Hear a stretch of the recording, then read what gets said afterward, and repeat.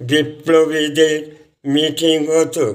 নেতাজি সুভাষচন্দ্র বসু এসেছিলেন দুবার, বাঘাযতীন রাসবিহারী বসু সব নদী পথে এসে রাতে মিটিং করতেন হারিকেন লণ্ঠন জেলে। ডান দিকে একটা ঘড়ি চলছে, লক্ষ্য রাখুন 100 বছর আগের ঘড়ি। একদিন দম দিলে 7 দিন চলবে। কনে লক্ষ্য রাখুন, ওটা গড়গড়া, তার পাশে ওটা ভালসেট রেডিও। আলমারিতে যে বইগুলো আছে উনি পড়তেন।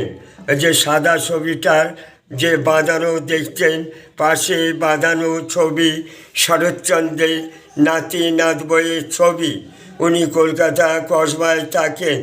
আয়নাটা লক্ষ্য রাখুন, ওটা বেলজিয়াম কাঁচের আয়না।